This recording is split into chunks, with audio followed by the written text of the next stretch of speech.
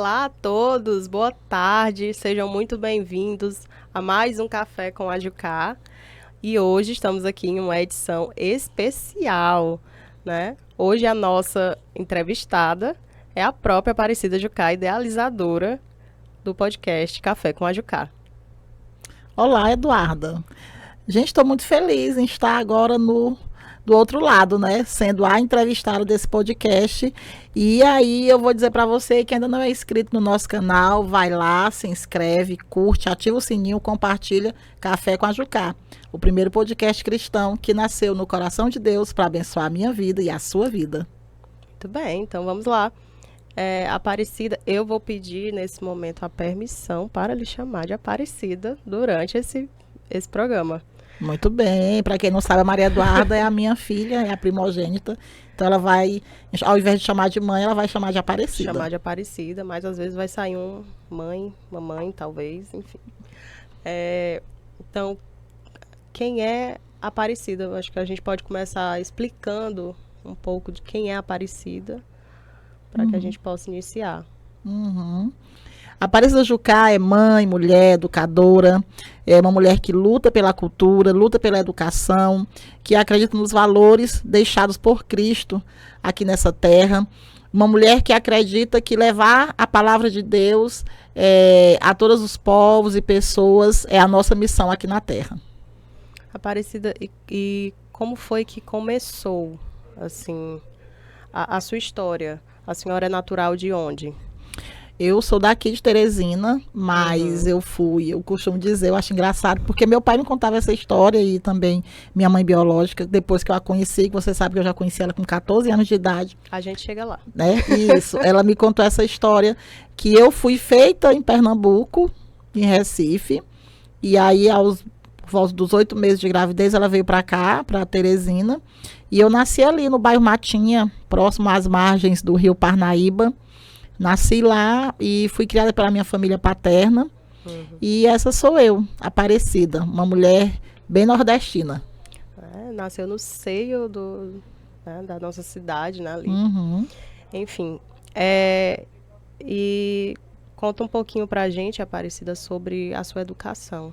Tanto na esfera da vida pessoal, quanto a sua educação acadêmica. A senhora é uma educadora. E quais são, assim, o que a senhora acha que impactou nessa sua visão para formar novas pessoas, novas gerações? A minha história de vida, eu venho de uma família, né, humilde, e eu costumo dizer de mulheres pretas e fortes, que ou trabalhavam em casa de família, ou feirantes, e que não tiveram a oportunidade de estudar, e que sempre disseram para mim que o legado que elas poderiam deixar para mim, o que elas poderiam deixar era a educação. E assim elas fizeram, com muita dificuldade. Eu estudei em escolas públicas durante toda a minha vida, com exceção da minha vida já acadêmica, universitária, que foi logo depois da morte do meu pai, né? Meu pai faleceu, e a minha tia, que me criou também, ela criava a minha irmã, também paterna, e ela ficou recebendo a questão da pensão por morte, e ela disse que o que ela poderia me dar era isso, né? Perguntou se o que eu queria fazer, um curso superior. Na realidade, eu queria fazer psicologia, mas o dinheiro não dava, como ela mesmo dizia, né? Você conhece, ela tem um ditado engraçado, né? Que tem uns cursos, ela tem na cabeça dela, né? Tem uns cursos que é para pobre, tem uns cursos que é para rico. Ela já melhorou muito isso, mas eu não julgo, porque a forma que ela foi criada tendo dito isso, né? Que lugar de preto, lugar de pobre, na cozinha, que você tinha que ter os cursos, um curso técnico para arrumar logo um emprego. Acabou reproduzindo todo essas falas aí, esse contexto, mas que a senhora não absorveu. Quem lhe conhece sabe que a senhora é à frente, de quebrar paradigmas, de tentar, insistir até conseguir. Exatamente. E aí a minha educação vem disso. E aí ela pagou esse curso para mim, né? Pedagogia. E eu lembro que na época que eu estava na faculdade, eu eu trabalhava em Timon, num projeto chamado PET, Programa de Erradicação do Trabalho Infantil, que era com crianças em situação de risco, de 7 a 12 anos, aquelas crianças que, mesmo os pais tendo o benefício de Bolsa Família, os pais exploravam as crianças para estarem trabalhando, então eu trabalhei como educadora, dando aula de teatro nesse projeto. E aí eu trabalhava em Timon, fazia a faculdade no pré-matutino, que era 6 horas da manhã, saía da faculdade, ia para Timon dar aula, e aí eu passei no concurso do Estado. Foi o primeiro concurso que teve, assim, na época do governo do Wellington Dias, ele fez um concurso, e eu passei no concurso para serviços gerais. E aí eu conciliava, né, porque eu já tinha, né, você, já tinha umas 3 filhas, né, tinha minhas 3 filhas, mãe solo, que eu era também, e aí eu estudando, dando aula, trabalhando como serviço geral no Estado, e assim eu fui levando a minha vida, sabendo sempre que tudo eu teria mais dificuldade por conta até das oportunidades. Então eu sempre disse que o que aparecesse eu iria agarrar com unhas e dentes. E aí passei nesse concurso do Estado, logo depois veio o concurso da Prefeitura, né, de Teresina, para professora. Eu fiz esse concurso, passei, e fui dar aula, né? E aí eu pedi exoneração no Estado, porque não dava para conciliar.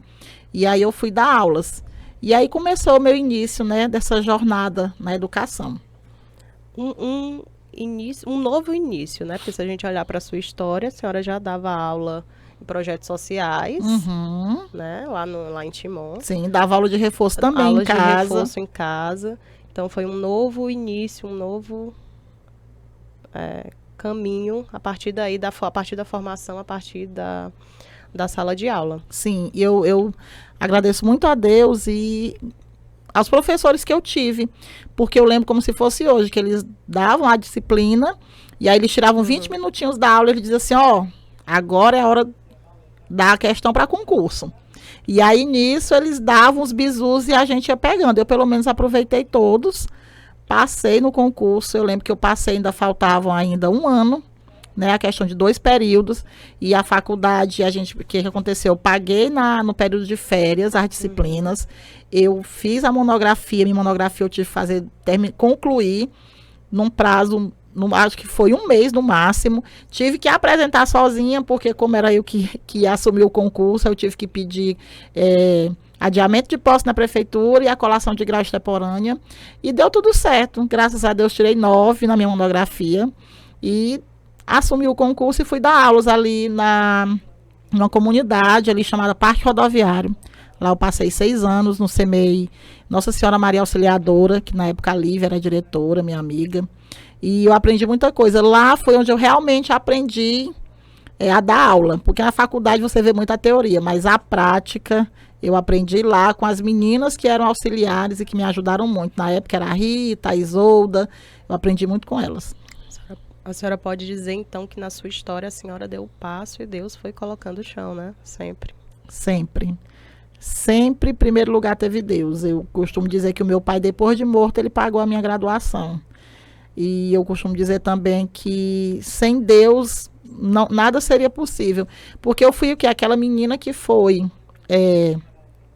criada pela família paterna, que não tinha nenhum contato com a mãe. Eu já vim conhecer minha mãe aos 14 anos de idade, minha mãe biológica, mas tenho minha mãe Marta, que me criou, que é a minha tia que me criou, me deu todo amor e carinho. Tenho tia Daizê, tive minha avó, meu pai biológico, João, que ele dizia mesmo que ele morava no mundo e passeava em casa. Ele dizia muito isso, porque ele viajava muito a trabalho, mas ele sempre foi muito presente, né? Diante do que ele podia, sempre foi muito presente. Eu tive o meu tio, que eu chamava carinhosamente de pai Toca, que foi um paizão para mim. Então, assim, eu tive esses valores, eu tive essa vivência dessa minha família humilde, mas que me deu essa, como é que eu posso dizer, essa resiliência. E você vê que, assim, a gente vai mudando, né? Vai quebrando os paradigmas. Que a minha família, ela era o quê? As minhas tias, empregadas domésticas, né? Mãe Marta, feirante, mas elas, ambulante, né? Feirante, ambulante. Ainda hoje ela tem o box dela lá no shopping da cidade. Não abre mão. Não abre mão, não deixa de ir. O dia que ela não vai, ela tá doente. Tá mais do que doente, porque ela adoece quando ela não vai. E nisso, graças a Deus, a gente foi lutando e fomos vivendo, paralelo a isso, uma vida também na cultura, né, fazendo educação, ir lá na cultura, no bairro, no grupo de teatro. Eu ia chegar nesse ponto. Sobre o teatro, né? Como foi que iniciou a sua vivência no teatro? Como é que a senhora teve contato a primeira vez, né, com o teatro? Uhum. A primeira vez que eu tive contato com teatro, as pessoas pensam que foi no grupo de teatro do Monte Castelo. Mas foi na escola. A primeira vivência que eu tive com teatro foi na escola. Eu estudava ali no Colégio Henrique Couto. E eu tinha uma professora que ela gostava muito dessa parte teatral. E aí ela me observando, ela disse, olha, parece que a gente vai fazer uma apresentação e eu queria que tu fizesse essa encenação, sendo que era uma passagem bíblica, porque era uma professora de ensino religioso. E aí eu não me lembro ao certo, porque faz muito tempo, um evento, tipo uma culminância de um projeto. E nisso a gente fez essa dramatização. E eu lembro assim, eu não falava nada. Eu não tinha nenhuma fala. Que era a passagem do Bom Samaritano. E aí eu lembro até hoje, porque eu fui a pessoa que era a dona da hospedaria que ficava cuidando, eu recebia lá o dinheiro, ficava cuidando daquele homem que foi pego e bateram muito nele. E eu era a dona da hospedagem. E aí eu me lembro disso. E eu gostei. Eu gostei de fazer isso daí. Aí eu lembro que eu tinha, eu tinha um primo, meu Erivan, que ele fazia parte do ALC, que era lá na São Lucas, que era Adolescentes Unidos na Caminhada com Cristo. E tinha o Joburp, né? Que foi de onde surgiu o Grupo de Teatro do Monte Castelo. E aí ele me chamava, ele disse, vamos participar, vai ter a ensinação na Paixão de Cristo. E aí eu, não vou, tal. Teve um ano que ele me chamou, eu não fui. Só que a encenação passou na porta lá de casa. E aí eu lembro que eu saí na janela, na época lá em casa não era daquele jeito, era uma casinha simples de taipa, a janela do quarto dava pra rua. E aí eu lembro que, tá vindo a encenação na Paixão de Cristo, lá do Menino da São Lucas. Nisso eu abri a janela e eu fiquei assistindo. E aí o Jesus lá apanhando, e meu primeiro soldado. Aí eu disse, olha, isso é legal. Interessante. Ano que vem eu vou participar disso aí. E aí foi passando, e aí eu fui para São Lucas, quando começou os ensaios. E aí eu lembro como se fosse hoje, né? Eu fui fazer um teste para Verônica. No meu tempo tinha teste, viu? Fui fazer um teste para Verônica, a pessoa que era Verônica tinha viajado. E aí eu fiz o teste, passei. Contra o gosto de muitos, o diretor gostou de mim, que na época era o Jorge. Mas muitos lá disseram que não gostavam, que queriam era que fosse outra pessoa, enfim. E eu fui fazer, né, ensaiar. E aí eu estava ensaiando um dia, a gente ensaiava dentro da igreja da São Lucas. A gente estava ensaiando, aquela partezinha que é um pouco mais alta, era como se fosse o palco. Que no corredor a gente fazia o ensaio de algumas passagens, né? E como era Verônica, eu estava ensaiando. Na época eu lembro que quem estava marcando o Jesus era o Judas, que era o João Lopes. Filho do seu Bento, que mora ali na Heráclito de Souza. Era ele, porque o rapaz que fazia Jesus estava viajando para um congresso de política, que era o Lobão. Aí eu lembro como se fosse hoje, eu tô ali ajoelhada para enxugar o rosto do Cristo. Aí ele entra gritando pela igreja. Ninguém vai me tirar do meu personagem, e não sei o quê, papapá. E eu, meu Deus. Aí o pessoal, rapaz, é a primeira vez que a menina tá aqui. Eu tinha 14 anos, choque. Né? É a primeira vez que a menina tá aqui, para com isso e tal. Ele não é bom que ela já sabe como é que é o grupo, que o grupo é assim. Porque parece que ele era da coordenação e era o ator principal, mas ele tinha colocado um ofício, que ele ia faltar alguns ensaios, para ir para um congresso em Brasília, né? Do partido que ele fazia parte. E aí foi assim, meu contato. No começo não foi fácil, porque quando você chega novo em um grupo, coisa que hoje em dia o grupo já amadureceu muito para isso, a gente já acolhe, já recebe. Mas não, as pessoas tinham aquela questão. Eu chegava, as pessoas estavam falando, estavam rindo do meu jeito de interpretar, que eu gritava muito, que eu não era boa. E aí tinha uns que me imitavam. E era aquela coisa. Mas eu fui levando. E o diretor dizia, é ela que vai fazer. Eu quero ela. Vai ser ela. Não adianta. Ou seja, o diretor vendo potencial onde as pessoas, talvez por inveja ou por qualquer outro tipo de sentimento, estavam ali tentando atrapalhar. Isso. Então, o que eu observo, o que a gente pode observar, acho que quem está assistindo também, é que quando a gente vê a sua história, se você para pensar, tudo está muito entrelaçado entre a educação e a cultura. Cultura e educação. Sempre. Sempre muito entrelaçado. E entrelaçando-se a outro ponto, que também é muito importante na sua vida, que entrelaça-se essas duas coisas, que é a fé. Isso. Que é a sua fé. Isso. A sua... Eu não vou dizer religião, vou dizer fé mesmo. Sim. Embora a senhora seja evangélica. Uhum. Mas a senhora sempre fez há muito tempo vem fazendo esse trabalho no Monte Castelo. Uhum. Que é o trabalho de evangelizar, como a senhora mesmo diz, através da arte. Isso. É um trabalho que a gente vem fazendo.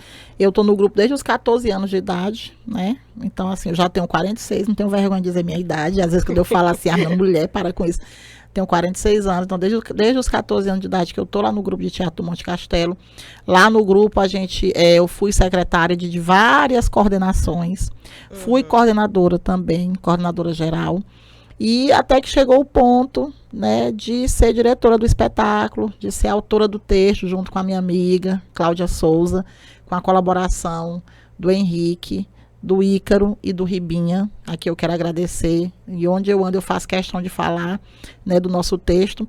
Porque... Eu lembro desse texto. Eu lembro, inclusive, de quando estava sendo produzido, uma das cenas que eu mais gosto, que eu mais participei, que era a morte de João Batista. Uhum. Ela estava sendo escrita lá no terraço da sala de Tia Daizê. Uhum. Um trecho dela.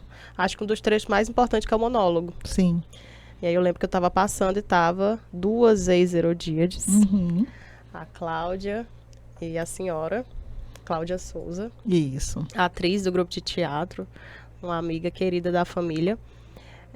Literalmente entregando de presente... Porque, na minha concepção, aquilo foi um presente de duas ex-Herodíades às futuras. Isso. Que foi o monólogo que vocês escreveram. E a cena em si, porque a cena, para quem assiste, ela é um presente para Herodíades. Sim. Ela comanda ali todo aquele jogo. Uhum. E move todos aqueles personagens. É verdade. Eu lembro que eu estava passando e vocês estavam lá, as duas debatendo, discutindo, com Bíblia do lado, com livro... Com coisa escrita e produzindo. Uhum. Como foi essa experiência de, assim, quando a gente mexe com essa questão religiosa, com o texto sagrado, não vou dizer questão religiosa, com a palavra de Deus, é algo muito importante. A tentativa de não alterar, de ser fiel. E a senhora e a Cláudia, a senhora como evangélica, a Cláudia católica, ambas com muita fé em Deus, tinham eu lembro que tinham essa preocupação, né? Sim. Engraçado que a gente sempre fazia oração antes, eu e a Cláudia. A Cláudia dizia assim, que ela, né, Cida, meu Deus, tomara que a gente não bote nada que não tenha nada a ver. Aí ela dizia assim, ô mulher, porque tu sabe que a palavra de Deus disse, se a gente tirar ou acrescentar, meu Deus, a gente vai ser condenada. E aí eu dizia assim, não, Cláudia, vai dar certo. Não dá. E foi realmente isso, foi um presente. A gente ama o grupo de teatro, a gente ama a Paixão de Cristo, independentemente de questões ideológicas ou políticas. Nós já tivemos um Cristo que era ateu, né? No nosso intuito, a gente consegue separar muito bem isso. Né? Nós estamos contando... O grupo é muito plural, né? Exatamente. Cheio de pessoas de todas as crenças ali. Isso. Unidas em um único propósito. Isso. E nós não estamos contando um conto da carochinha. Né? Nós estamos contando, mesmo para quem é ateu, estamos contando a história do maior homem de todos os tempos, porque ele divide a história. Se você perguntar quando é que aconteceu isso, antes de Cristo ou depois de Cristo. Então, é inegável que nós temos que falar dele. E como é que eu posso te dizer? O trabalho no grupo de teatro do Monte Castelo, eu sempre vi como evangelístico justamente por isso. Porque é uma encenação que fala da vida de Jesus e que as pessoas vão para lá, não é para ver a Aparecida em cena ou para ver o ator de fora, as pessoas vão para lá para ver a história de Jesus. E eu emocionam, né? Perdão. E eu costumo dizer muito que se fosse outro espetáculo que nós estivéssemos lá, será que esse espetáculo reuniria em média 50 mil pessoas? Eu tenho certeza que não. né? Então, as senhorinhas que saem de suas casas, que eu acho a coisa mais linda do mundo, que saem de suas casas com seu banquinho, com a sua sombrinha, porque sabe que vem a chuva e que estão lá para assistir, elas vão para ver a história de Jesus. Então, é um alcance tão grande que as pessoas ainda não acordaram para isso. E eu digo as pessoas em si, eu falo muito às vezes até as igrejas, né? Que quando você não conhece, tem gente que quer dizer assim, mas transformaram a vida de Jesus num espetáculo. Como se a gente tivesse feito algo profano, e não é. Quem está lá dentro do grupo, que conhece nossa realidade, sabe que nós fazemos laboratório, que os atores pesquisam, que nós fazemos todo um trabalho espiritual antes e depois dos ensaios, que nós oramos, que nós buscamos, que tem todo um trabalho espiritual por trás de tudo aquilo ali. E aí as pessoas acham que é só aquela encenação, e não é. E o grupo, ele vai trabalhando o ano todo. Claro que ele não pode fazer como outros grupos fazem, por quê? São 2 espetáculos em média que nós fazemos, que é o Nascimento de Jesus e a Paixão de Cristo. Como são 2 espetáculos grandes, principalmente a Paixão de Cristo, que demanda muito tempo de ensaio, de produção, uma mega estrutura, acaba dificultando da gente fazer outros espetáculos menores. Não que nós não queiramos, mas como é um trabalho de doação, onde os atores estão lá voluntariamente, onde eles abrem mão do descanso, muitos são pais de família que trabalham durante o dia todo e aí vão estar lá à noite para estar ensaiando, a gente acaba tendo um pouco dessa dificuldade, onde muitas pessoas olham para a gente e acham que é amadorismo, e não é, pelo contrário, nós somos altamente profissionais no que fazemos. Isso é verdade.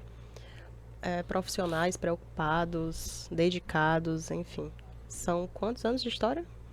Ano que vem nós vamos fazer 40 anos e já estamos vendo algumas novidades, já estamos vendo algumas possibilidades e, como eu sempre digo, homenagem boa é homenagem feita em vida. Então a gente vai querer reunir, vamos conversar com ex-cristos para a gente estar vendo como é que vai ser essa Paixão de Cristo de 40 anos. E é como eu sempre digo, um espetáculo que está há 40 anos, não sou eu, não é o Rodervaldo, não é quem já passou pelo grupo que mantém ele vivo. Quem mantém ele vivo é Jesus Cristo. Nós somos apenas instrumentos para levar a palavra dele. Com relação o teatro, né? Assim, falando agora, a senhora falou do espiritual, que de fato é presente ali, mas falando agora de uma maneira social. O que a senhora acha? Qual é o legado? Embora a gente esteja falando de vida, mas eu acho que hoje a gente evoluiu para entender que um legado não é só pós-morte, é muito do que você faz em vida e poder refletir sobre o que você faz em vida. Então, qual é o legado que a senhora acha que a Aparecida Jucá, que você deixou no teatro, não só no grupo de teatro, mas no cenário do teatro piauiense? A senhora já trabalhou com outras grandes figuras aqui do nosso cenário piauiense, que é rico, né? Que tem pessoas com ideias ricas, sim, que tem muitos talentos, muitas vezes o que falta aqui é investimento. Exatamente. Mas qual é o impacto que a Aparecida deixou nesse cenário? O que tem a deixar ainda, que deseja fazer, socialmente falando? Eu acredito que do divisor de águas da nossa direção no grupo de teatro foi que antes das pessoas cobrarem protagonistas negros, na Paixão de Cristo do Monte Castelo, a gente já fazia isso há muito tempo. Há muito tempo. Há muito tempo. Há muito tempo que nós já tivemos o Cristo Negro, Maria Negra, Madalena Negra. Não porque a gente quisesse colocar, porque o ator tem que ser negro. Não, pelo talento. E os nossos atores são a maioria negros também. Nossos atores são a maioria negros. Nós temos outros atores muito bons. Temos atores de todas as cores. Mas já chegou ano de ser tudo isso junto, né? Ter Maria, Cristo, Madalena, todos negros. Ter Herodíades, sim, Herodes, tudo junto. Tudo personagens junto. Principais. O Caifás, né? Sim. O Pilatos. Isso. Vários outros personagens de destaque, personagens que movimentam ali, chefiam de uma certa forma, vamos dizer assim, a história, que eram negros. Sim. E não porque a gente tem que colocar, como a gente vê hoje em dia, a protagonista, a mocinha da novela, ela tem que ser uma atriz negra. Tem que ser uma atriz negra desde que o personagem requeira isso na trama, mas a gente sempre viu a questão do talento. Enquanto nas grandes, digamos assim, na grande mídia, é uma coisa muito pensada, pensada justamente para impactar, para dizer, olha, nós estamos inserindo, nós estamos colocando, olha como nós somos bonzinhos. A Paixão de Cristo, naturalmente, ao longo dos anos, antes de iniciar esse debate, já trazia e continua. Né? A gente continua com os talentos, né, que temos, os atores. Isso. Eu acredito muito nessa questão e principalmente também na questão de oportunizar. Oportunizar quem nunca fez teatro, quem não teve uma oportunidade de pagar uma oficina de teatro ou fazer uma escola de teatro Gomes Campos, que é uma escola muito boa, uma escola estadual, nível técnico, uma escola que foi uma luta da classe artística em Teresina e está aí formando grandes artistas, não só na área das artes cênicas, mas também na área da dança e na área da música. Mas tem aquele jovem que não teve essa oportunidade, e o grupo de teatro ele oportuniza. As pessoas chegam e dizem assim, como é que eu faço para participar? E eu digo, vem para o ensaio. E lá no ensaio a gente pede para ler um texto, a gente vai conduzindo, vai conversando e vai mostrando que não é um bicho de 7 cabeças, que ele não precisa ser vamos supor, formado em artes cênicas, mas que ele tem que gostar. Então, se ele gostar e se dedicar, ele vai ter êxito no que ele vai fazer. O que eu vejo também é muito a questão também porque, assim, o teatro, ele tem essa habilidade de trazer também essa riqueza histórica. O ator, para estar ali, ele tem que pesquisar sobre o contexto histórico. Sim. Conhecimento literário, aumenta vocabulário, ocupa a mente. Sim. Aproxima pessoas que têm uma maneira de vida voltada para o trabalho, voltada para a educação, voltada para a arte. Aproxima, como a senhora falou, ao oportunizar a entrada desses jovens no grupo de teatro, você traz e abre esse leque de possibilidades para essa pessoa que às vezes nem não tinha antes, né? Não tinha um convívio. Sim. E também, ao invés dele estar ali, vai estar numa praça, ocioso, vai estar se envolvendo muitas vezes no submundo do crime. Ele está ali no teatro, abrindo esse leque, como você diz, né, de oportunidades. Eles chegam achando que vão fazer só teatro. Quando eles se dão conta, eles estão fazendo cenário, produzindo figurino, na maquiagem, trabalhando na mídia, e isso eles levam para a vida dele. Nós temos muitos que chegaram para ser somente atores e hoje trabalham nessa área, fazendo cenografia, trabalham para grandes empresas, produzindo na questão de palcos, questão de show, iluminação. Então, o que eu vejo diferencial do grupo é justamente esse. Ele traz para ele uma responsabilidade social de uma forma muito intuitiva e natural. E abrangente. Né? Abrangente, uma forma que a pessoa chegou lá achando que vai fazer só o Soldado Romano. Quando ele se dá conta, ele já é um cenógrafo. Descobre dons e desenvolve. Isso. Mas assim, agora voltando a falar um pouco mais de educação com a senhora. A senhora se posiciona ferrenhamente quanto a determinadas causas, né? Principalmente sobre a educação inclusiva. Sim. E o que a senhora acha quais são as maiores dificuldades nesse momento, na nossa cidade, no nosso bairro, no seu trabalho, para que se tenha uma educação inclusiva? Um dos maiores desafios que nós temos na inclusão são as políticas públicas. Nós temos muitas políticas públicas, mas que infelizmente não estão sendo efetivas.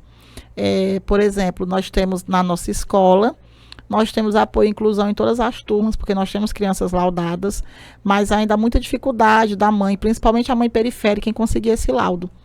E não adianta você falar que é igual que não é igual, que a mãe lá da Zona Leste, a mãe que tem um poder aquisitivo, ela vai conseguir. Para ela vai ser mais fácil ter esse diagnóstico da criança. Um poder informacional. Exatamente. Mais conhecimento, mais aberta a entender. Isso, e nós temos essa dificuldade. Primeiro, quando a gente identifica que a criança tem ou um TDAH, ou autismo, quando a gente identifica, porque os professores identificam, quando a gente identifica, a primeira dificuldade que a gente tem é em conquistar a mãe para procurar o diagnóstico. Então, a gente tem que ter todo um trabalho de conquistar essas mães. Lá na escola, a gente criou um grupo, né, que são das mães atípicas, PMR, e o que a gente faz nesse grupo? Nesse grupo, as mães que já têm seus filhos laudados, que já participam de terapias, juntas nós trocamos ideias, trocamos informações para essas mães que estão ainda na busca do diagnóstico, que ainda estão procurando. Como uma rede de apoio. É uma rede de apoio. Mas uma dificuldade que nós temos muito grande temos o SEMAN, né, que é um órgão da prefeitura, que lá tem psicóloga, vai encaminhar para o neuro. Porém, cada escola só pode encaminhar uma criança. E nós sabemos que a cada dia que passa a demanda aumenta mais. Outra coisa que nós temos, a questão do apoio à inclusão. Muitas vezes essas meninas que chegam, que são estudantes do curso técnico em enfermagem ou do curso superior em enfermagem ou de psicologia, elas chegam na escola para a gente cruas, porque não tem uma capacitação. Eles fazem uma capacitação, uma formação que depois que elas já estão na escola, depois que já se depararam com a realidade, muitas meninas já chegaram lá pra gente querendo desistir. Só que a gente vai conversando. Eu não espero pela SEMEC, eu já faço uma formação, porque eu também tenho pós em neuropsicopedagogia, e lá na escola as professoras se capacitam com relação a isso. Eu chamo a Sandra, que é nossa parceira também no AE, que, né, elas nos ajudam e a gente faz essa capacitação e vamos brigando e vamos lutando. Mas assim, muito fala-se inclusão e pouco pratica-se.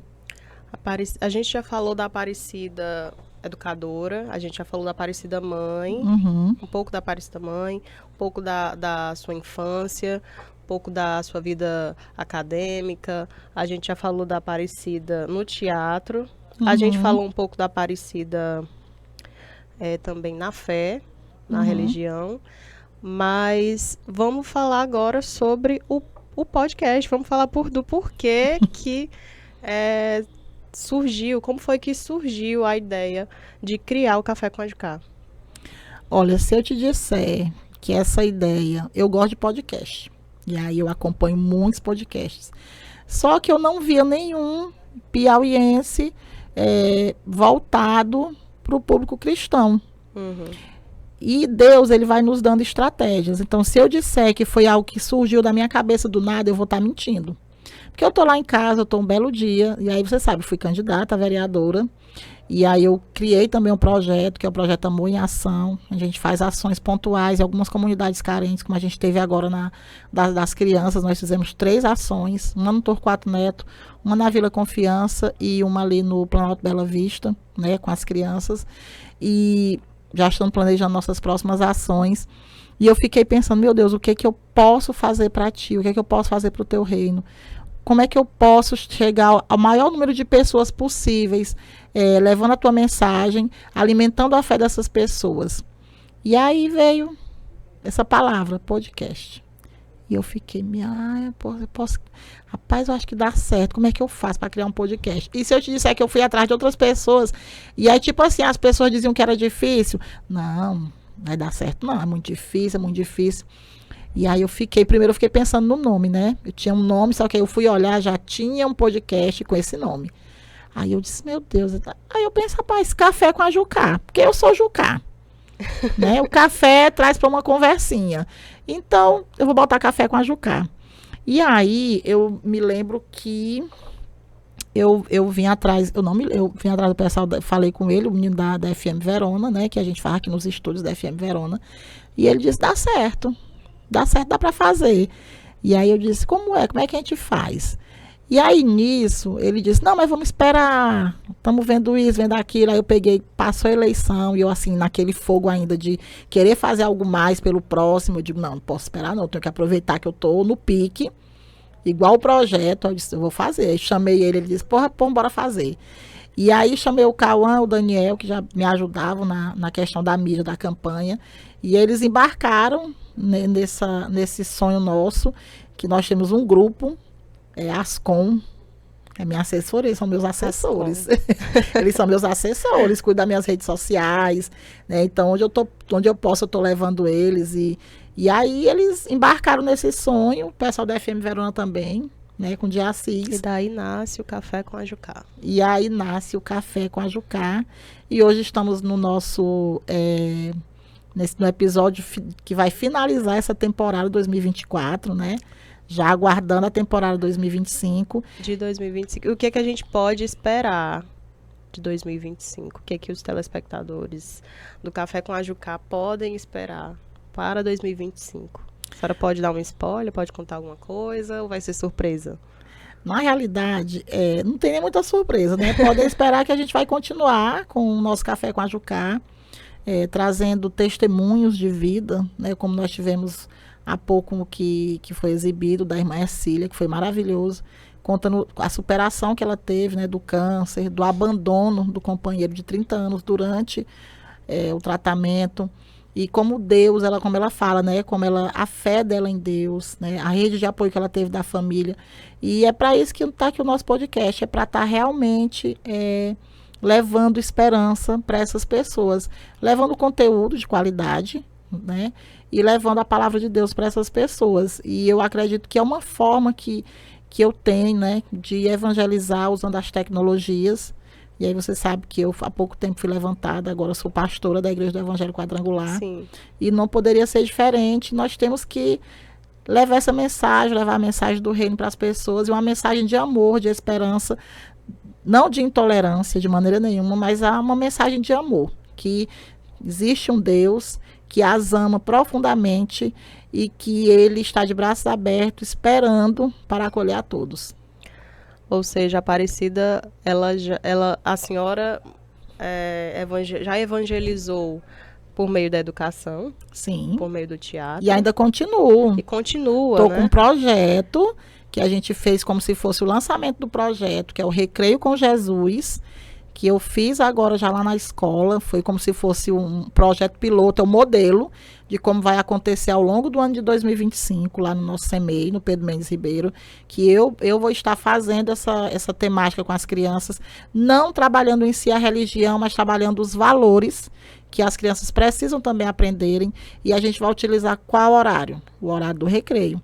E lá vai ter a temática, vamos estar trabalhando isso, que é o Recreio com Jesus. E aqui, se você quiser também na sua escola, você procure lá, vai no meu direct, Aparecida Juca Oficial, que nós estamos querendo também implantar esse projeto e levar para outras escolas.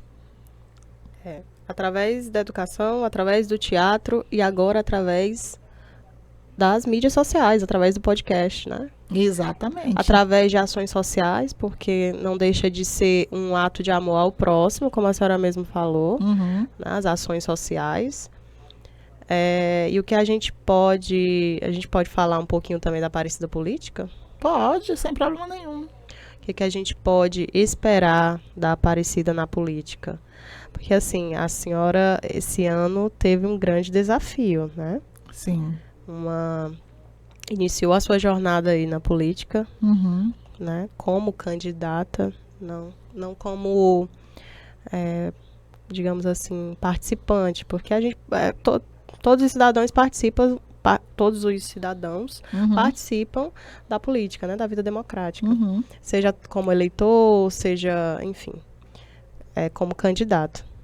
Então, queria que a senhora contasse um pouquinho pra gente sobre como foi que surgiu, digamos assim, seu amor pela política, porque eu sei que a senhora tem um amor pela política. Talvez o telespectador ainda não saiba, mas a Aparecida sempre foi política, assim, sempre foi antenada na política, sempre foi de ler sobre política, sempre achou a política importante e repassou isso, né?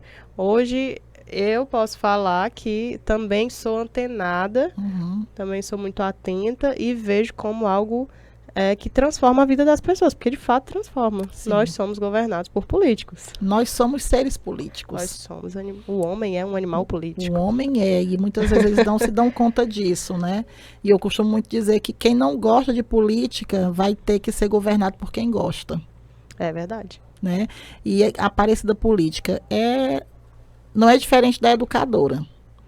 Porque você sabe que a educação transforma, e como educadora eu não posso deixar de lutar por melhorias para os profissionais de educação, por melhorias pelas crianças, por uma comunidade. Por exemplo, um exemplo da Aparecida Política.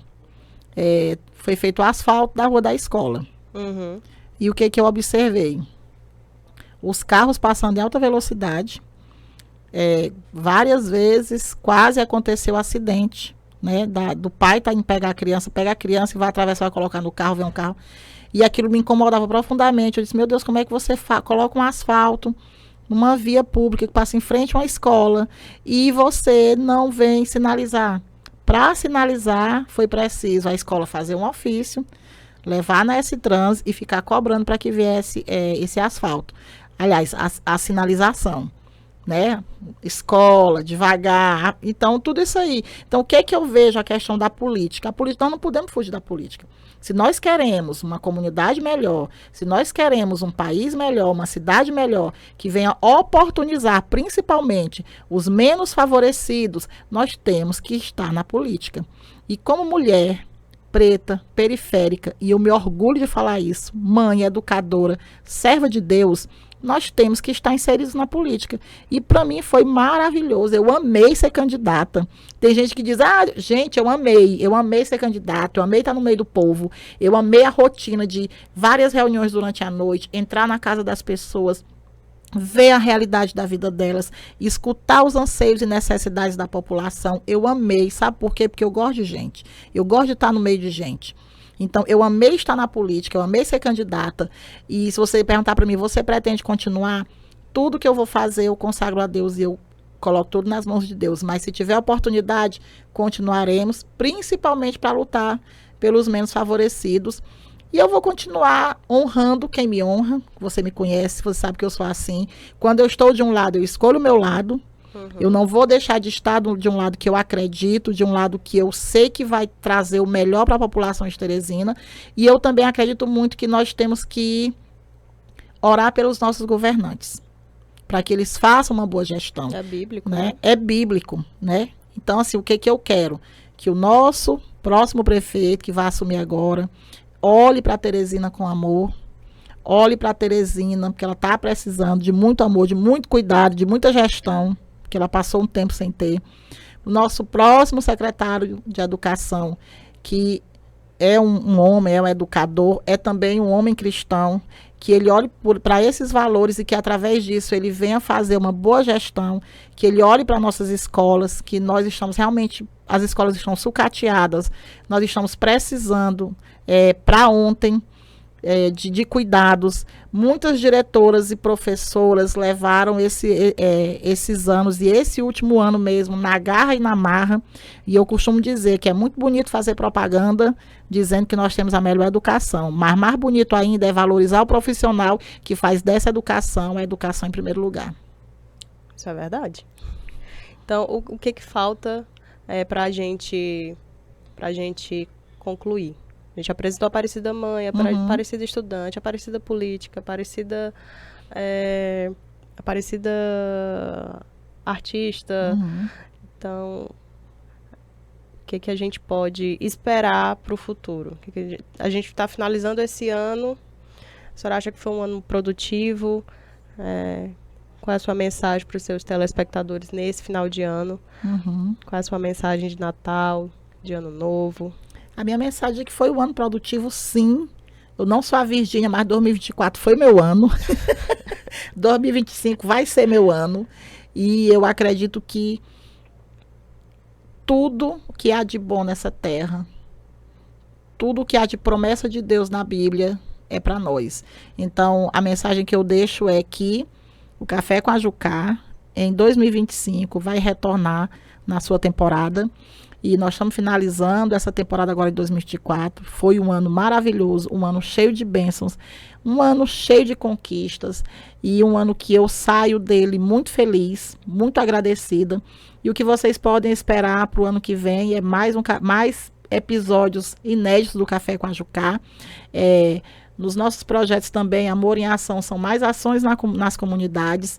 Lá à frente do CEMEI Pedro Mendes Ribeiro, mais um ano onde nós vamos estar nos superando com uma gestão inovadora, porque a todo ano, quem me conhece sabe, zerou o ano, no ano que vem eu me refaço, eu faço tudo novo, eu não gosto de nada repetitivo.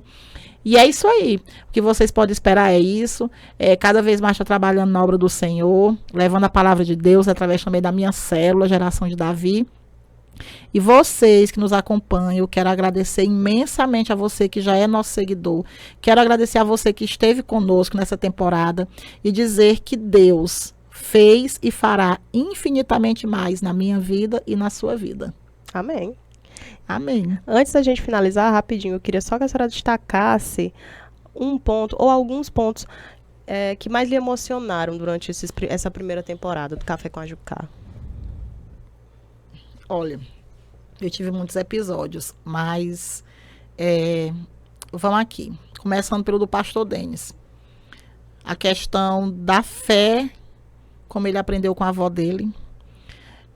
O podcast também que me chamou muita atenção, pastor Raione. O testemunho dele, né? Da luta com o pai alcoólatra e diante até descrédito, né? Do pai e da mãe. E hoje ele é o pastor da mãe dele. E o testemunho de fé do pastor Raione é lindo. Nós tivemos também um podcast maravilhoso, que foi falando sobre um projeto, que agora eu esqueci o nome do projeto, que eu quero sempre chamar. Eu sempre esqueço o nome do projeto, mas é um projeto que funciona ali na igreja, né? E não é na nossa igreja, mas a pastora, ela faz um projeto com mulheres, ela é psicóloga, e ela faz um projeto belíssimo com mulheres, um projeto que eu não me lembro o nome, eu esqueci o nome agora. Outra coisa também que me chamou muita atenção, de vários episódios além desse, foi o episódio do irmão Márcio e do irmão Edinaldo, que são homens que hoje resgatam outros homens das drogas, que eles tiveram a vida dele nas drogas, e hoje eles são homens de Deus.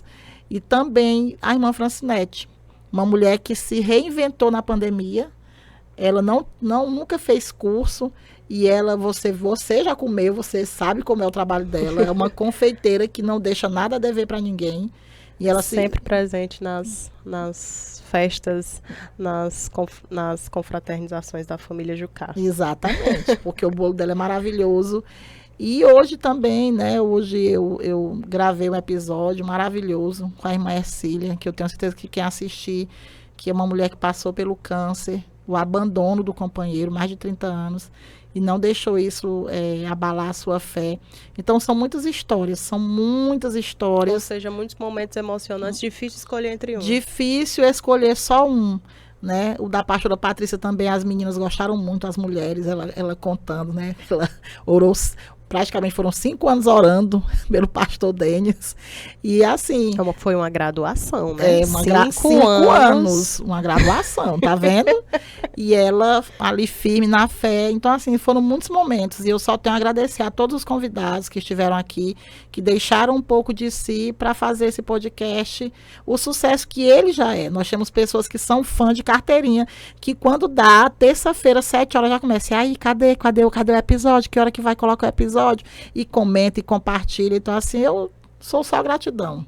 Aparecida, a senhora tem, eu falando da gente porque eu estou fazendo parte. Uhum. Então, a gente tem alguma meta a bater de inscritos? A senhora tem alguma meta Olha, eu não quero começar. Não quero começar 2025 sem ter no mínimo 1.000 inscritos. Então, bora lá. Olha, vamos lá para trabalhar. E a gente quer bater essa meta. Vamos lá, você, se inscreve. Tira um printzinho, compartilha, comenta lá no Instagram, porque nós vamos já, daqui a pouquinho a gente vai estar tendo uma promoção para vocês, viu? Então, lá no primeiro podcast de 2025, a gente vai estar lançando a promoção. Tá certo. Então, hoje, nós pudemos, eu acho que não só eu, como todos os telespectadores puderam ver, né, perceber que a Aparecida aproveita todos os cenários nos quais ela está inserida para evangelizar. Eu aproveito ela traz o evangelho, ela leva o evangelho na educação, ela leva o evangelho no teatro, ela leva o evangelho na política, ela leva o evangelho nas ações sociais. É uma mulher que leva o evangelho por onde passa. Amém. O intuito é esse. O intuito é esse. O foco é esse. O foco sempre é ele, que ele cresça, que eu diminua. E aqui mais uma vez eu deixo um abraço a todos os meus irmãos da Igreja do Evangelho Quadrangular ali do Monte Castelo, reverendo Denis Costa. Deixo um abraço a todos que vêm nos apoiando nesse projeto do Café com a Jucá, compartilham, comentam.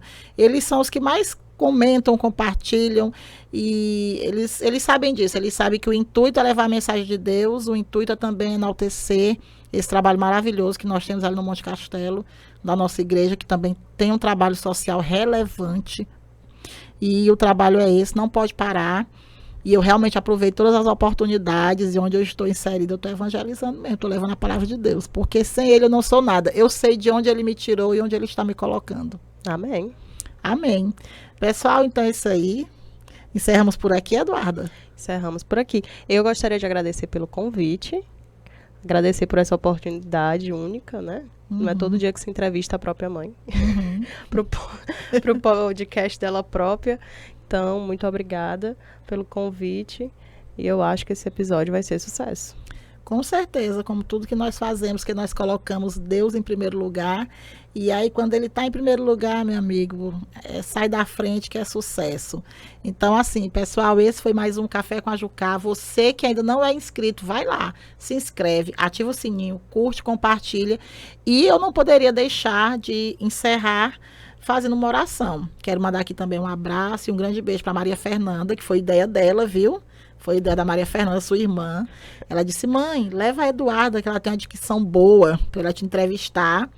E mandar um abraço aqui também para a Gabriela, um beijo para ela, minha caçula, um beijo para toda a minha família. Mandar um beijo pro meu esposo também, o Francisco, que ele é um incentivador, que ele compartilha, ele manda lá para os amigos dele. E ele, engraçado, ele não assiste quando eu tô perto.